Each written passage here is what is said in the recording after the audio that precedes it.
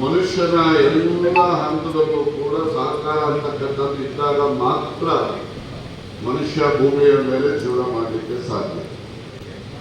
ಹಾಗೆಯೇ ಈಗಾಗಲೇ ನಮ್ಮ ಅಧ್ಯಕ್ಷರು ಇಲ್ಲಿನ ಶಾಸಕರು ಸಜ್ಜನರು ನೀನು ಒಬ್ಬನಿಗೆ ಸಜ್ಜನ ಅಂತ ಹೇಳಿತ್ತು, ಇರ್ತಕ್ಕಂಥ ಯಾರು ಸಜ್ಜನ ಅಂತ ಹೇಳಿಲ್ಲ ಅಂತ ಎಲ್ಲ ದುರ್ಜನರು ಅಂತ ಹೇಳಿ ಯಾರು ಭಾವಿಸ್ಕೋಬಾರ್ದು ಅಂತ ಹೇಳಿ ನಾನೊಂದು ಅರ್ಥವನ್ನ, ಯಾಕಂದ್ರೆ ಸಜ್ಜನ ಅಂತ ಒಬ್ಬರಿಗಾಯ್ತು, ಬೇರೆಲ್ಲ ದುರ್ಜನ ಆಗ್ತದೆ.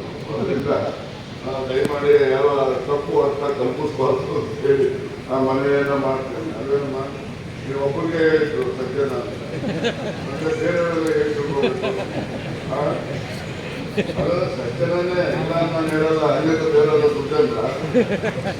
ಅದರಿಂದ ಇಲ್ಲಿ ಪಾಪ ಸಜ್ಜನ ಅಂದ್ರೆ ನಮ್ಮೆಲ್ಲರಿಗಿಂತ ಒಳ್ಳೆ ಮನುಷ್ಯ ಅಂತ ಹೇಳಿರ್ಬೋದು. ಅಷ್ಟೇ, ನಾವು ಒಳ್ಳೆಯವರೇನೆ, ನಮ್ಮನ್ನು ಕೆಟ್ಟವರು ತಿಳಿಬೇಡಿ, ನಮ್ಮೆಲ್ಲರಿಗಿಂತ ಒಳ್ಳೆ ಮನುಷ್ಯ ಅಂತ ಹೇಳ್ಬೋದು ಅಷ್ಟೇ.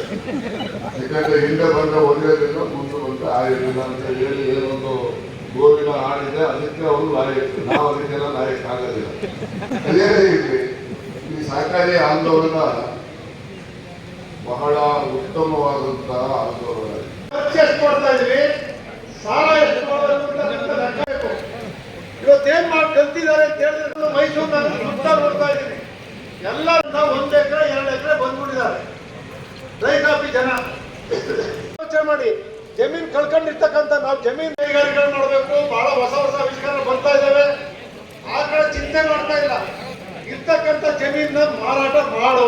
ಮನೆಗೊಂದು ಕಾರು ಅಂತಿತ್ತು, ಇಲ್ಲಿ ಸೈಕಲ್ ಇರ್ತಿದ್ದು, ರ್ಯಾಲಿ ಹರ್ಕಿಲೆಸ್ ಅವರೇ ಶ್ರೀನವರು ಮನೆ ಕಟ್ಟು ಕಾರ್ ತಕೋ.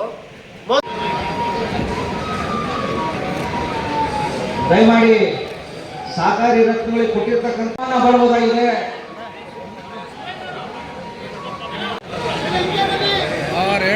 ಅಲ್ಲೂ ಬಂದ್ಬಿಡು.